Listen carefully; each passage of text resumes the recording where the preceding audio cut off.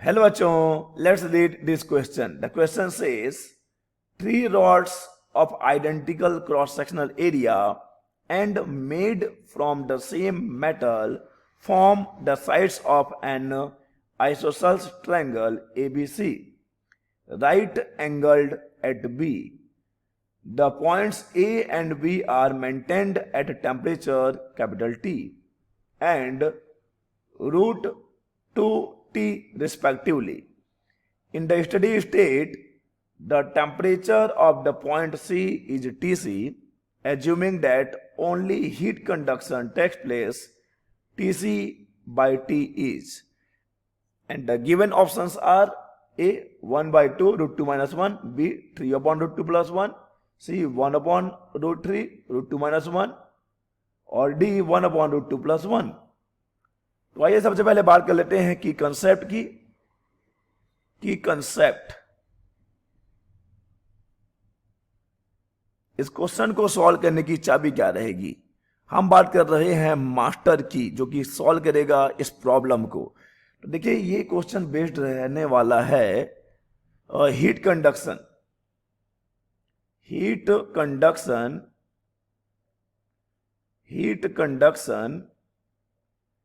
In steady state. Heat conduction in steady state formula क्या होता है बच्चे? हीट कंडक्शन का फॉर्मूला हो जाता है के A D T by D x. Okay, यही है क्यू बाई टी का फॉर्मूला, जिसको आप हीट करंट भी कह सकते हैं। तो चलिए अब हम इस क्वेश्चन को सॉल्व करते हैं। सबसे पहले देखो यहां पर बात हो रही है, तीन रॉड्स गिवन है और सबका जो है क्रॉस सेक्शनल एरिया सेम है, मेटल भी सेम है, सेम मेटल, और ये है किस फॉर्म में? आइसोसेलेस ट्रायंगल के फॉर्म में है। उसमें भी एंगल जो भी है वो राइट एंगल है। तो आइए बना लेते हैं बच्चे। ओके, ये हमने बना लिया। ओके, ये रहा। तो यहां पर B इज राइट एंगल, यहां पे हम इसको A ले लेते हैं और इसको हमने ले लिया C। This is right angle 90। और क्योंकि आइसोसेलेस ट्रायंगल है तो इतना तो हम जानते ही हैं कि AB इज इक्वल टू हो जाएगा BC, और ये लेंथ L। क्वेश्चन में तो देखो L लेंथ की बात नहीं हो रही है, बस इतना गिवन है कि, तो हम इसको L ले लेते हैं ना अपने मन से। ठीक है, हमने L ले लिया, कोई दिक्कत नहीं है। हमको कुछ तो लेना था ना बच्चे, हमने ले लिया L की लेंथ जो है LL है, और ये भी L है, ये भी L है। तो अगर AC के लेंथ की बात करेंगे तो ये कितना हो जाएगा बच्चे? ये हो जाएगा L√2। लगा देंगे पाइथागोरस, आ जाएगा L/√2। ओके, अब यहां टेम्परेचर की बात भी हो रही है। देख लीजिए यहां पर the points A and B are maintained at temperature T root 2T respectively। A है T टेम्परेचर पर, यानी A का जो टेम्परेचर है, अगर हम बात करते हैं टेम्परेचर एट A लिख देते हैं। टेम्परेचर एट A कितना है बच्चे? तो ये है कैपिटल T।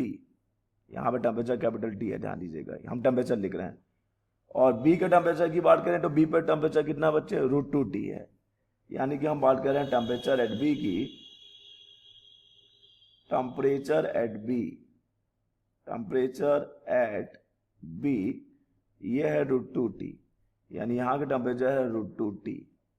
इसको भी थोड़ा सा घेराबंदी कर देते हैं। ओके, तो अब अगर हम इनको नाम दे दें कि भाई ये तो TA है, हाँ इसको हम TA बोल सकते हैं कि TA इक्वल टू T है, और TB इक्वल टू कितना बच्चे? TB इक्वल टू है √2T।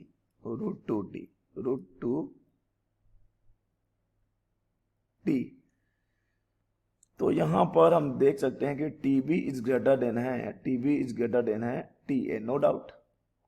TB बड़ा है TA से, और वी नो डैट कि heat always flows from higher temperature to lower temperature.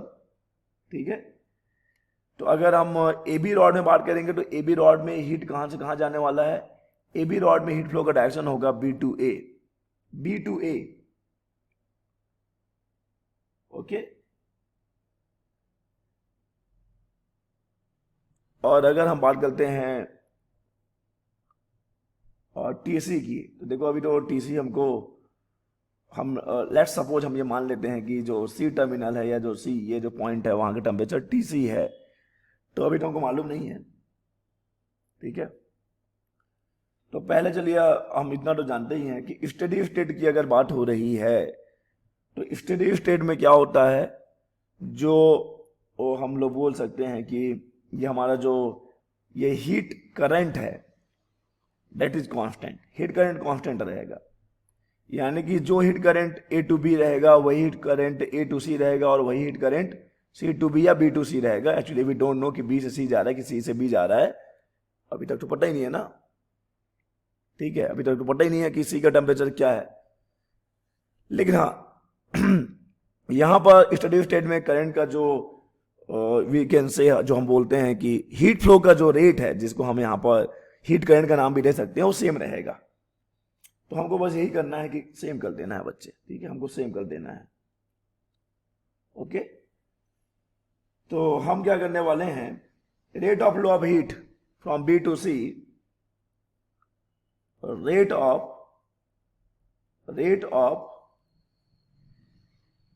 Flow ना, देखो हाउ नहीं लिख रहा हूं मैं, फ्लो लिख रहा हूं, rate of flow of heat, rate of flow of heat from कहां से कहां, फ्रॉम बी टू सी, ये होगा rate of flow of heat, rate of flow of heat कहां से कहां तक बच्चे, from C to A, from C to A. तो आइए देखते हैं rate of flow of heat from B to C कितना हो जाएगा। फॉर्मूला है हमारे पास के ए,